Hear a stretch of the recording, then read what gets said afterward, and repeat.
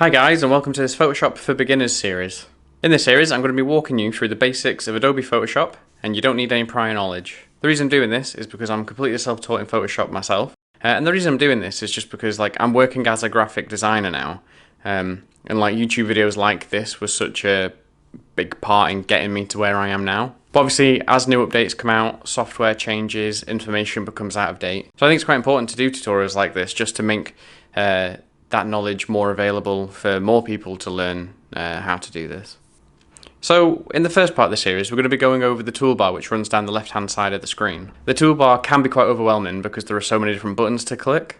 Hopefully this series is going to sort of demystify the toolbar, and by the end of the series you're going to have a good in-depth knowledge of what each of these buttons does. In the first video, we're going to be covering the Move tool. With that said, let's just jump right into it. The Move tool is accessed by clicking either the symbol shown on screen, or you can just hit the letter V on your keyboard. That's the shortcut for it. Now the Move tool is probably going to be one of the tools that you're using the most, so you need to get used to it straight away. What the Move tool does is it allows you to move various layers around the screen and then position the layers or the objects exactly where you want them. We're going to cover layers in a later video, so don't worry. But as a brief overview, you can see the layers panel on the screen here. The layers panel is where each object you place into your document lives, whether that's an image, some text, a coloured box, or anything like that. Okay, so with the Move tool selected, if you left click and drag on the screen, you're going to be able to move whichever layer you've got currently selected. This is just like moving a document around on your computer when you're dragging files about. If you hold down the Shift key whilst clicking and dragging, this locks the movement to either the horizontal or vertical axis. So sometimes you'll have your text lined up perfectly to another piece of text, but you just want to move it left or right slightly. You don't want to mess up the balance of it by nudging it up by mistake. So if you start to move the text in the direction you want it to go, so left, right, up or down, and then hold down Shift, it'll make sure that it only goes left or right or up and down. As well as the Shift key, you can press Alt or Option on the Mac, and this is going to duplicate the layer. You can do this as many times as you like, you can go crazy with it. If you hold down both Shift and Alt, this allows you to copy your object, and then once it's copied, it will just move along the axis that you set.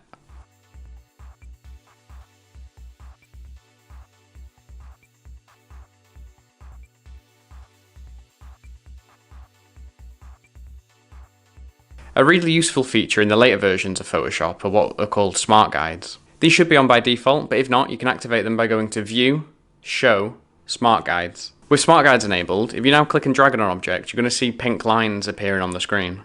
What these pink lines do is they show you the position of your object in relation to other objects on the screen, which allows you to line things up very easily. So say if you're in a landscape document and you've got some text on the left and then you want to put text on the right as well, and make sure they're in line, the Smart Guides will help you do that. As well as clicking and dragging, you can also use the arrow keys on your keyboard. This moves the currently selected layer object just like clicking and dragging does. Each time you press an arrow key, so say if you press left, it's going to move the object left 1 pixel. Pixels are the grids that Photoshop documents are made up in. For example, you hear the term Full HD. This is 1920 pixels along the bottom and then 1080 pixels up the side. There are some keys you can press as well to modify how the arrow keys move stuff around the page. So if you hold down Alt and then press the arrow key, that'll make a copy of it, and then it'll shift that copy 1 pixel in the direction that you pressed. Now obviously moving something 1 pixel at a time isn't great. It does allow for good precision, but sometimes you're going to need to make bigger movements. So to do that, you can press the Shift key and then tap either left, right, up or down on the arrow keys, and that'll move the objects in that direction by 5 pixels instead. Okay, that's the basics of the Move tool down. Now don't panic, but each tool has its own property bar. This appears at the top of the screen. It's like another toolbar.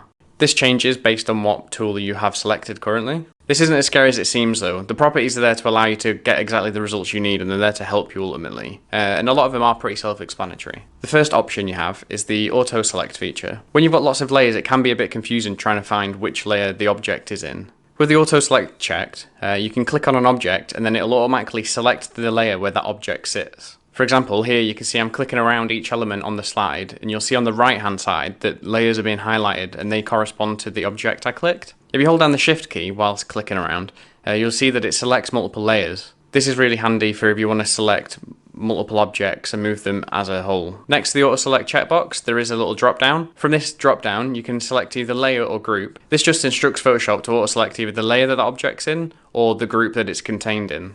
If you select Show Transform Controls, this is going to put a box around the object you've got selected, and this allows you to easily resize it whilst moving it around. Once you're happy with this, if you click the little tick, that'll save the changes, or you can click the no symbol, and that'll just undo all your changes, nothing will have happened. Next along, you've got the alignment options.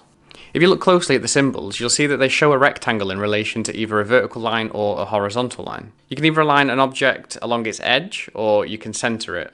Think of it kind of like in Microsoft Word when you have a bit of text and you want to left align it, center it, or right align it. If you've got more than one layer selected and you want to align them in relation to each other, then you can click the buttons and they'll align all of the object's left edges, or you can center them in relation to each other, or you can right align them. Make sure the top of the objects are in line, bottom of the objects in line. If you've only got one layer selected and you want to align it in relation to the document, then you can press Ctrl A, and then these alignment buttons become available to use, and then as you can see, you can align it to the left, center, top, bottom, like wherever you want.